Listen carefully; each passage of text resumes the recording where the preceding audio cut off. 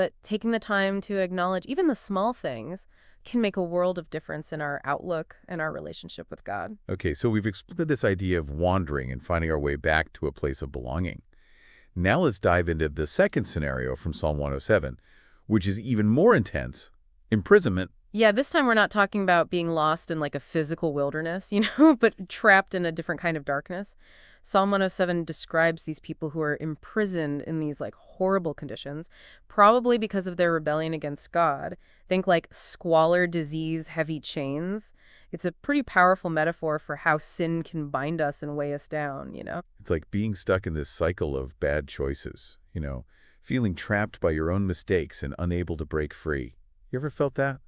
Like you're longing for a way out, but the doors are locked and the bars are unbreakable. Exactly. And just like those wanderers, these prisoners hit rock bottom.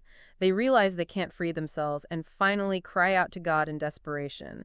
It's this raw, vulnerable plea for mercy and deliverance. And this is where it gets really interesting. Despite their rebellion, God hears their cry and responds with this incredible compassion.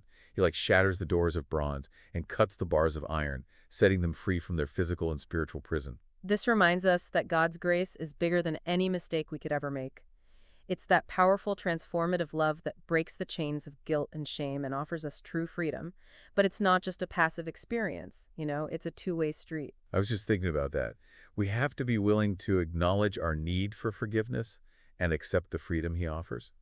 It's like he throws open the cell door, but we still have to choose to walk out into the light. You're absolutely right. The psalm calls us to respond to this incredible act of liberation with genuine thankfulness. It's about recognizing that we didn't earn this freedom. It's a gift, and that makes it all the more precious. So if you're carrying around burdens of guilt or regret, feeling trapped by past choices, remember this: God specializes in setting captives free,